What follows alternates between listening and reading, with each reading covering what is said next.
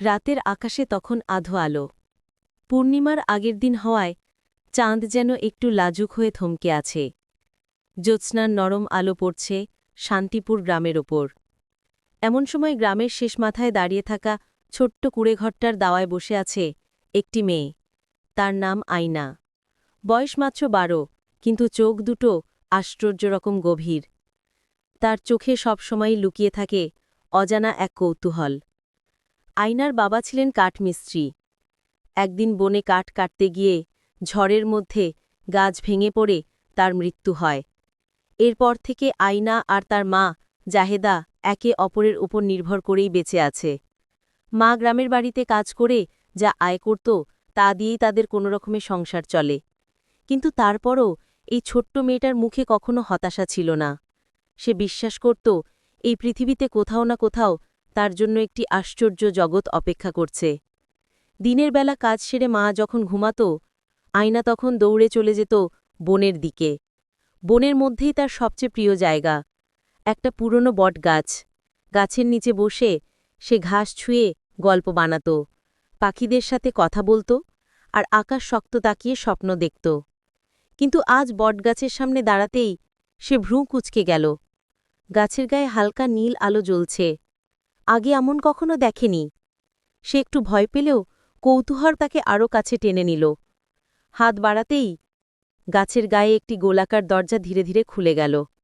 ভয় আর বিস্ময়ের মাঝামাঝি দাঁড়িয়ে আয়না দরজার ভিতরে উকি দিল। ভিতরে ঝলমলে আলো, যেন হাজারো জোনাকি মিলে একটি আলোর নদী বানিয়েছে। হঠাৎ সে একটি মিষ্টি কণ্ঠ শুনল, ভয় পেও না আয়না, তোমাকে অপেক্ষা করছিলাম। চমকে উঠে পিছিয়ে গেল, কিন্তু আলো থেকে ধীরে ধীরে ভেসে এলো একটি ছোট্ট উজ্জ্বল অবয়ব, একটি পরী। পরীর দানা দুটো নীল সাদা রঙের, যেন বরফের মতো স্বচ্ছ, চোখ দুটো গাঢ় সবুজ। পরী বলল, আমি আলোর পরী, লাবণ্য। বটগাছটি আমাদের জগতের দরজা, আর তুমি আজ প্রথমবারের মতো আমাদের ডাকে সাড়া দিয়েছ। আয়না চোখ বড় বড় করে তাকিয়ে রইল। আমার ডাক? পরী মাথা নেড়ে বলল, হ্যাঁ, পরীর দেশে একদিন একটি ভবিষ্যৎবাণী বলা হয়েছিল, একটি মানব শিশু পরীদের অন্ধকার মুক্ত করবে। সেই শিশুটি তুমি। আয়না বিশ্বাস করতে পারছিল না। কিন্তু আমি তো সাধারণ মেয়ে, আমি কিভাবে মুক্তি দেব? পরী হাসল, তোমার হৃদয় সব কিছু, কিন্তু চলো, তুমি নিজেই সব দেখবে। এবার পরী হাতে হাত রাখতেই আয়না হালকা ঝাঁকুনি অনুভব করল। চোখের সামনে সবকিছু ঘুরতে লাগল। কয়েক মুহূর্তের মধ্যে সে পৌঁছল এক বিশাল আলোকিত দুনিয়ায়। পরীর দেশ। এখানে আকাশ নীল নয়, বরং বেগুনি। মেঘগুলো গোলাপি, গাছগুলোতে সোনালি পাতা, নদীর পানি আলো ছড়ায়, পাখিরা গেয়ে ওঠে সুরেলা ভাষায়। পুরো দেশটা যেন এক অবিশ্বাস্য স্বপ্ন। আয়না অভিভূত হয়ে দাঁড়িয়ে রইল। পরী বলল, এই দেশ একসময় সুখে ভরা ছিল, কিন্তু আমাদের রানী রূপসা রানী অসুস্থ হয়ে পড়েছে। তার হৃদয়ের আলো নিভে যাচ্ছে, আর তার আলোর সঙ্গে সাথে পুরো পরিবেশ অন্ধকারে ডুবে যাচ্ছে। আয়না অবাক হয়ে বলল, আর আমি কি করতে পারি? লাবণ্য পরী বলল, তোমার আছে মানবিক হৃদয়ের আলো। সেটা যদি তুমি রানীর কাছে পৌঁছে দিতে পারো, সে সুস্থ হবে, আর অন্ধকার দূর হবে। কিন্তু সমস্যা ছিল, রানীর প্রাসাদে যাওয়ার পথ রক্ষা করছে এক ভয়ঙ্কর ছায়াদানব। সে আলো সহ্য করতে পারে না, আর রানী অসুস্থ হওয়ার পর থেকেই পুরো পথ দখল করে রেখেছে। আয়না গভীর শ্বাস নিল। ভয় লাগলেও মনের মধ্যে এক ধরনের শক্তি অনুভব করছিল। সে বলল, আমি চেষ্টা করব, আমাকে পথ দেখাও। পরীর দেশে যাত্রা। লাবণ্যপরীর সাথে আয়না একটি সোনালী নৌকায় চড়ে বসল। আলোর নদী ধরে তারা এগোতে লাগল। জোনাকিরা পথ দেখাচ্ছিল, আর বাতাসে মুগ্ধকর সুর। কিন্তু কিছু সময় পর আকাশ কালো হতে লাগল। আলোর নদীর পানি অন্ধকার হয়ে গেল। পরী বলল, দানবের এলাকা শুরু হল, সাবধান থেকো। হঠাৎ নৌকা কেঁপে উঠল। পানির নিচ থেকে যেন কিছু একটা নৌকাকে উল্টে দিতে চাইছে। আয়না ভয় পেয়ে বলল, এটা কি? পরী বলল, ছায়ার হাত। আমাদের আলো তাকে পোড়াচ্ছে, তাই সে বাধা দিচ্ছে। আয়না দ্রুত নৌকার সামনে দাঁড়িয়ে হাত দুটো সামনে এগিয়ে দিল।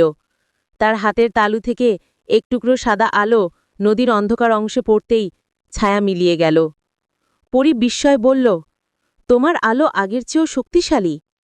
এভাবে তারা সামনে এগিয়ে গেল, ছায়ার প্রাসাদের সামনে। একসময় তারা পৌঁছল এক বিশাল কালো প্রাসাদের সামনে।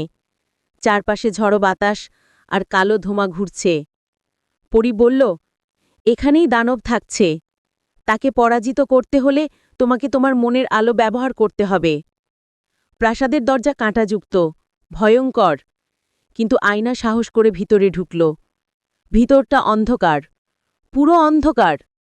চোখে কিছু দেখা যায় না, কিন্তু হঠাৎ গভীর গর্জন শোনা গেল। কে আমার এলাকায় প্রবেশ করেছে? আয়না কেঁপে উঠল। অন্ধকার থেকে বেরিয়ে এলো দানব। তার শরীর সম্পূর্ণ কালো, চোখ লাল আগুনের মতো, কণ্ঠ ভীষণ ভয়ঙ্কর। দাঁত কিরমির করে সে বলল, মানব শিশু, তুই আলোর বাহক? আমি তোকে এখানেই গিলে ফেলব। আয়না পিছিয়ে গেল, কিন্তু তখনই তার মনে বাবার কথা ভেসে উঠল। সাহস মানে ভয় পাওয়া নয়, ভয়কে জিততে পারা। সে চোখ বন্ধ করল, নিজের হৃদয় শান্তি খুঁজল। ভাবল মা, তার ছোট্ট ঘর, গ্রামের ভালোবাসা, বনের পাখি, সবকিছু মিলিয়ে যে আলো সে প্রতিদিন অনুভব করত। পরের মুহূর্তেই তার বুক থেকে এক বিশাল আলোক রশ্মি বেরিয়ে দানবের দিকে আঘাত করল। দানব চিৎকার করে উঠল, আ আলো, না! আলো যত বাড়তে লাগল, দানব তত ছোট হতে লাগল। শেষমেশ দানব ধোঁয়ার মেঘই মিলিয়ে গেল।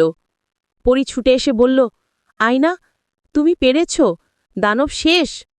পরীরা উল্লাস করতে লাগল, সবার মুখে আনন্দের হাসি। আয়নার মাথায় হাত রেখে রানী বললেন, তোমার হৃদয়ের আলো এই দেশের রক্ষা কবচ হয়ে থাকবে। তুমি চাইলেই আবার আমাদের দেখতে আসতে পারবে। আয়নার চোখে জল এসে গেল। আমি কি আবার আসতে পারব?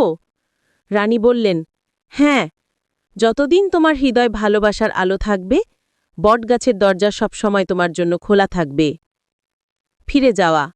লাবণ্যপরী আয়নার হাত ধরল। কিছুক্ষণের মধ্যেই সে আবার সেই বটগাছের সামনে ফিরে এলো। আকাশে সূর্য উঠেছে, পৃথিবী আগের মতোই আছে। কিন্তু আয়না জানে, আজকের দিনটা তার জীবন বদলে দিয়েছে। সে ঘরে ফিরে মাকে জড়িয়ে ধরল। মা অবাক হয়ে বলল, আয়না, আজ তোমাকে খুব খুশি লাগছে, কিছু বলবে? আয়না হাসল, মা, আমি একদিন তোমাকে সব বলবো, কিন্তু এখন শুধু এটুকু বলি, পৃথিবীতে আলো আছে, আমাদের সবার মধ্যেই আছে। রাত হলে সে আবার বটগাছের দিকে তাকাবে, ভাববে, আজ পরীরা কেমন আছে? আকাশে নরম বাতাস বইবে, চাঁদের আলোয় বটগাছের গায়ে হালকা নীল ঝিলিক দেখা যাবে। এ যেন আরেক দিনের আমন্ত্রণ। এই গল্পের লেখক ফ্রিল্যান্সার মনির হোসেন। যদি গল্পটি ভালো লাগে, লাইক, কমেন্ট, শেয়ার করতে ভুলবেন না। অবশ্যই পরবর্তী ভিডিও পেতে চ্যানেলটি সাবস্ক্রাইব করে সাথে থাকুন। আল্লাহ হাফেজ।